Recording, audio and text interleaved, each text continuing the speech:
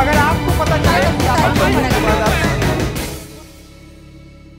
शाहरुख खान या Kangana Ranaut guest in the news room में किसे बुलाएंगे, आप ऋषि जी हमारी पैरवी कर दीजिए, हम दोनों को बुला लेंगे और आप अगर वो राजी हो जाए तो एक साथ भी बुला लेंगे।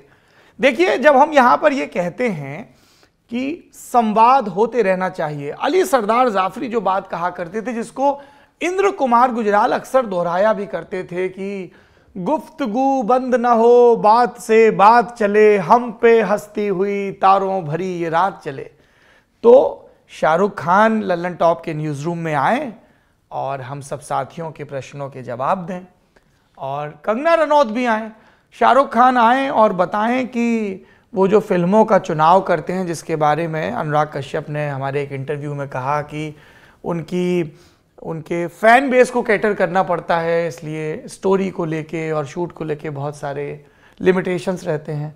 ये सवाल हैं, बहुत सारे हैं। कितनी आप समझिए कि जो व्यक्ति पिछले 30 बरस से ज़्यादा से सुपरस्टार है, जिसके करोड़ों चाहने वाले हैं, जिसके हिस्से में कई अच्छी फिल्में हैं, तो उससे कितना कुछ पूछा जा सकता है। आर्यन खान का जो पूरा एपिसोड हुआ, एक पिता के तौर पर उन पर क्या गुजरी, इस पर पूछा जा सकता है। उनकी बेटी सुहाना डेब्यू करने जा रही हैं, इस पर पूछा जा सकता है। उनकी पत्नी इंटीरियर डिज़ाइनर है और खुद शाहरुख का इतना लंबा चौड़ा बॉडी ऑफ वर्क है। और यही बात कंगना रनौत पर भी लागू होती है।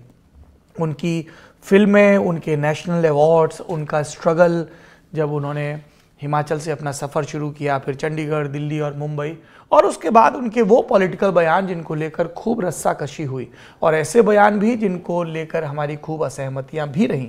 लेकिन असहमति का मतलब ये तो नहीं कि संवाद ना हो। इसलिए मैं चाहूँगा कि शाहरुख खान और कंगना रनौत और जो भी उनके चाहने वाले हैं, ये प्लीज़ इंश्योर करें, और हम भी उन तक रीच आउट करने की कोशिश करेंगे कि वो guest in the news room में ज़रूर आए। इनफैक्ट आप कमेंट बॉक्स में लिखकर बताइए और कौन से दिलचस्प किरदार हैं जिनको हमें guest in the news room में बुलाने की कोशिश करनी चाहिए। और ये वर्सेस से बचो गुरु, या क्या होता है कि शाहरुख को बुलाओ या कंगना को, हमें दोनों से बात करनी है, दोनों को बुला लो। केशव शर्मा, आप लोग अनुराग कश्यप जैसे देशद्रोहियों को क्यों प्रमोट करते हैं? हिम्मत है तो देशभक्तों को बुलाकर बताओ। केशव जी, ये इस देश की कौन सी अदालत ने तय किया है कि अनुराग कश्यप, जो इस देश के महान फिल्म मेकर्स में से एक हैं, वो देशद्रोही है?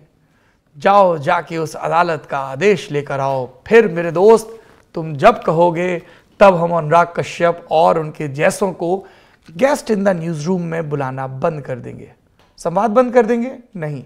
आपने देखा होगा इस देश में सजायाफ्ता मुजरिमों से भी पत्रकार संवाद करते हैं, उनकी कहानी, उनके तर्क जानने के लिए। और अनुराग कश्यप वो तो कतई सजायाफ्ता नहीं है। उन्होंने अंतर्राष्ट्रीय मंचों पर हिंदुस्तानी सिनेमा का कितना नाम रोशन किया है। आप उनके राजनीतिक विचारों से सहमत असहमत हो सकते हैं, मैं भी उनके सब विचारों से सहमत नहीं होता हूँ। ना ही मुझे ये लगता है कि अनुराग कश्यप ने जितनी फिल्में बनाई सब महान हैं। लेकिन किसी को सिरे से सर पर चढ़ा लेना या सिरे से खारिज कर देना, ये दोनों ही गलत है। रही बात देशभक्तों को बुलाने की, तो उसके लिए भी कहीं सर्टिफिकेट तो बढ़ता नहीं है। और मुझे लगता है कि हमारे न्यूज़ रूम में जब कोई प्रोफेसर डोगरा आते हैं और बताते हैं कि उन्होंने हिंदुस्तान में फॉरेंसिक साइंस कैसे स्थापित की, जब कोई पवन जल्लाद आते हैं और बताते हैं कि जिस कर्म के लिए कोई तैयार नहीं होता, कि किसी ने कुख्यात होकर खूब जुर्म किया है, किसी ने गंभीर अपराध किया है, अदालत ने सज़ा दी है और उसे फांसी पर चढ़ाना, कोई सोनाली बेंद्रे आती हैं और अपनी कैंसर सर्वाइवर की हिस्ट्री सुनाती हैं, कोई जाकिर खान आते हैं और कस्बे से लेके महानगर तक के और अपने संघर्ष के किस्से सुनाते हैं, कोई विकास दिव्य कीर्ति आते हैं, तो उनसे हम सीखते ही हैं।